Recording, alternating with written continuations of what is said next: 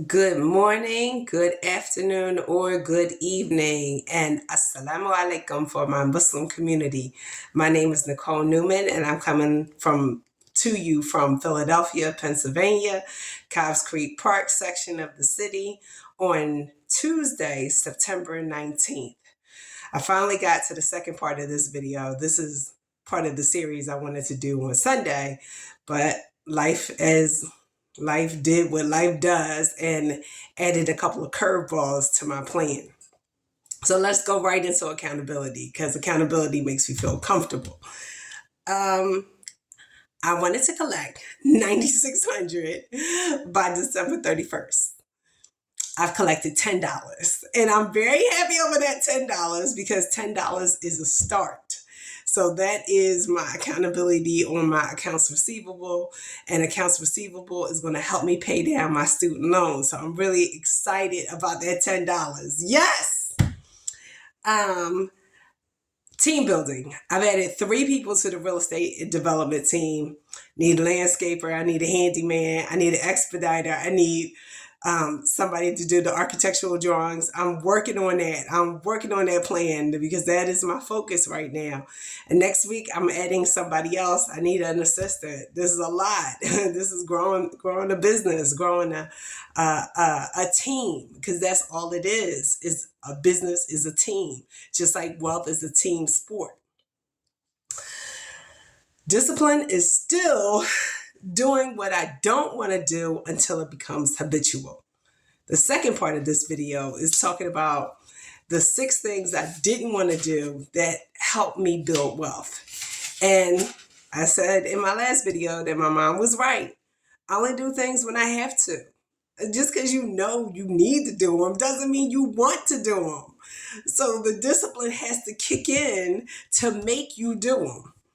So let's talk about the other 3 things that I didn't want to do. I'll go over the whole list. The whole list was I didn't want to practice my spirituality. I didn't want to be in a relationship. That was smart. I didn't want to be disciplined in my food budget. Okay. I didn't want to buy a car. I didn't want to lift weights. And I definitely didn't want to do videos on YouTube. So let's talk about the car. I knew I needed the car. It was taking too much time to get my kids around. When my son got accepted to a school in Westchester, I was like, fine, the school district will take him. Little did I know that the school district has parameters. If the school is more than, I think, 10 or 15 miles outside of the district, the school district doesn't have to provide transportation. I think the school was 18 miles away. So how was he supposed to get there? I found a bus, and the bus would take him to Cheney University, and the school was like a half a mile from Cheney University, but because it was in the suburbs, there were no sidewalks. So he would have to walk in the street. So when I didn't have a car, he caught an Uber, and I paid $10 to take him a half a mile. You do what you have to do. So at that point, it became cheaper for me to buy a car to take him out to the school. But I didn't buy the car. I still didn't buy the car because all I could see was insurance, because I lived in Philadelphia. I knew it would be high, gas, tickets, and maintenance. And I don't take care of stuff.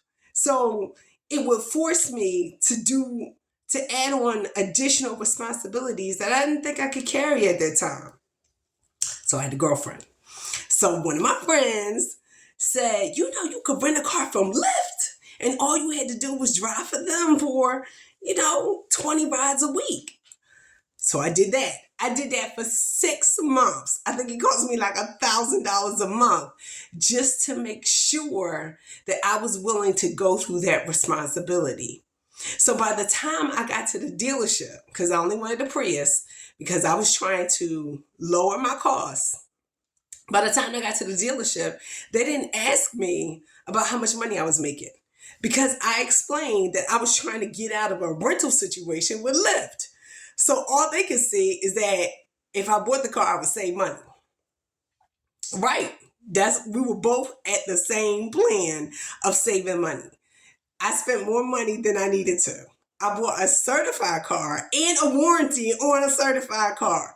And I don't have a problem with it because I knew maintenance was going to be a problem for me. And I had another girlfriend who introduced me to a great mechanic. So I need people in my life to give me information on things that are not natural for me. Cars, I don't know nothing about. I call my dad still because that's not knowledge I necessarily want to have. But I recognize that I need to have at least some basics. Me as a woman, I just want to get in the car and drive. That's all I want to do. So I got the car. Now, the car that I didn't want is the vehicle that got me into financial stability. Because then I can use the car for Lyft, I can use the car for Uber, I can use the car for Caviar, I can use the car for Grubhub, and I can use the car for Amazon. So that car made me money. But at the time, my perspective was different. So I needed new information to change my perspective. That car makes me money. Let's talk about this. The next one is I didn't want to lift weights. And this has been an ongoing journey. I think I started Melanie Marchand's class, I want to say 2000, when she had a gym called SIS Fitness. And I went to her class and failed the test because she was serious about it. So she gave us 2 tests and I failed miserably the first one. The 5 pillars of fitness are cardio, strength, sleep, and eating. I'm missing something, but I know them by heart still because she made me take a class. So I had to get the information. Oh, I think it was, what do you call, like yoga or strength or stretching, something like that. I ain't want to stretch and I ain't want to do strength training.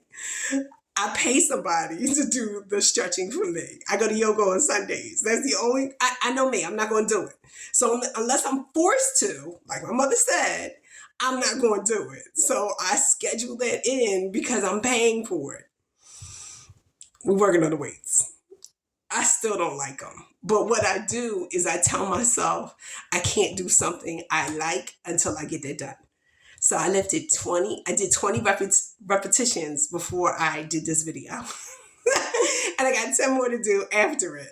So I encompassed it around something I still don't want to do.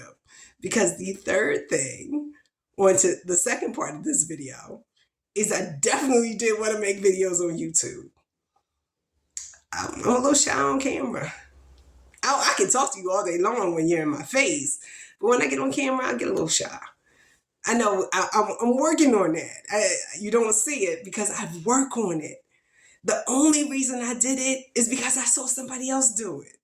I watched Terry's channel go from 1,000 to 25,000.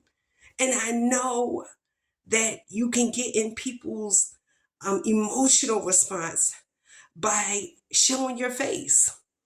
So now I just have to get comfortable with doing it. And that's how you build wealth. You need the discipline to do the things you don't want to do. So all those things contribute to where I am today. But I had to get over my mindset, not reality, the perception in my head in order to do them. So I make these videos to give you new information so you can change your perception of what you are capable of. Because I know you are capable of so much more. So tomorrow's my business video. I'm going to talk about financing. This week has been interesting because the money pit doesn't care that I'm paying off my student loans. The money pit says you need to find some money for me. And my budget is 100% allocated. So tomorrow we're going to talk about financing without cash. I hope you will join me. Talk to you then.